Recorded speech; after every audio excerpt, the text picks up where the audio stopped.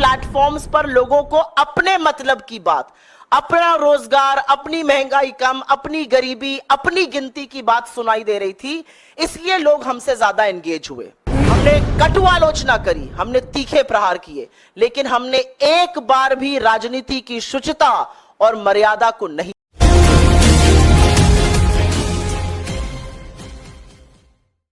नमस्कार, आप देख रहे हैं जगत क्रांति टीवी और मैं हूं आपके साथ ज्योति कनौजिया। ये रुख करते हैं खबर की ओर।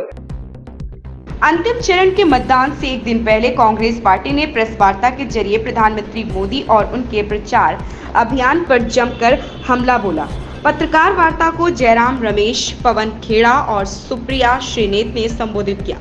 श्रीनेत ने कहा कि इस चुनाव में कांग्रेस पार्टी और हमारी लीडरशिप महंगाई, बेरोजगारी, किसानों की बदहाली जैसे जनता से जुड़े मुद्दों पर टिकी रही। हमारा मुद्दा था कि हाशिए पर जो लोग हैं वे मुख्य धारा में आए, इसलिए लोगों ने हमारी बात सुनी।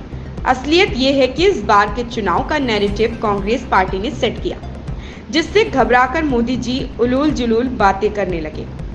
कांग्रेस प्रवक्ता ने आगे कहा कि राजनीति में सोशल मीडिया और जमीनी लहर एक दूसरे के पूरक हैं। कांग्रेस के प्लेटफॉर्म पर लोगों को अपने मतलब की बातें नजर आई, जिसमें महंगाई, बेरोजगारी, गिनती की बातें दिखाई दे रही थी। वहीं बीजेपी के पूरे सोशल मीडिया से आम जनता की आवाज पूरी तरह से गायब थी। सोशल मीडिया कोई दूसरे प्लैनेट पर चलने वाला जीव जंतु नहीं है। सोशल मीडिया पॉलिटिक्स में, आज की पॉलिटिक्स में रियल पॉलिटिक्स जो ग्राउंड पर हो रही है, जो कार्यकर्ता कर रहा है और जो सोशल मीडिया का वॉरियर कर रहा है, वो एक तरह से पैरेलल, एक दूसरे के पूरक होकर चल रहे हैं। और इसीलिए क्योंकि हम मुद्दों पर अड़े रहे, क्योंकि कांग्रेस के प्लेटफॉर्म्स पर लोगों को अपने मतलब की बात, अपना रोजगार, अपनी महंगाई कम, अपनी गरीबी, अपनी गिनती की बात सुनाई दे रही थी, इसलिए लोग हमसे ज्यादा एंगेज हुए। हमने ज्यादा एंगेजिंग कंटेंट बनाया, हमारा कंटेंट ज्यादा फ्रेश था, हमारा कंटेंट यूनिक था। हमने गुब्बारे दिखाए जिसको आप एक उंगली से फोड़ सकते थे। हमने महिलाएं दिखाई जिन्होंने कहा कि दिन भर व्हाट्सएप पढ़ पढ़ के जिस सरकार को बनाया है उसको हटाना है। और ये पूरा कुछ करने में हमने सरकार को कटघरे में खड़ा किया। मीडिया ने भी, हमारे मीडिया विभाग ने भी खड़ा किया, हमने भी खड़ा किया।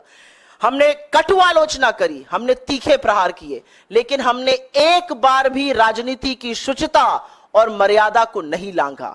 और उसका परिणाम है कि लोगों ने दिल खोलकर हमारा कंटेंट देखा, उसको सराहा, उसका एंगेजमेंट ज्यादा था और यह दिख रहा था आपको पूरी तरह से।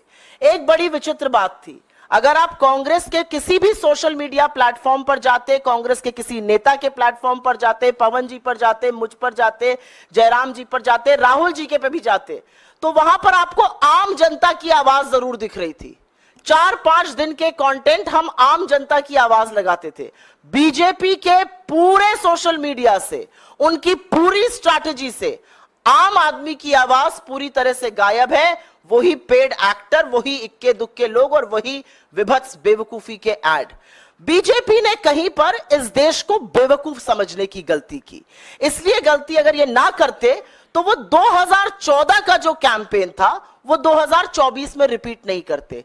कोई फ्रेशनेस नहीं, आपने एक एक्टर हायर कर लिया, उसको किसी राजनेता जैसा लगा दिया, उससे बेवकूफी के बयान आप कहलवाते जा रहे हैं। ये बहुत बोर हो चुकी है जनता।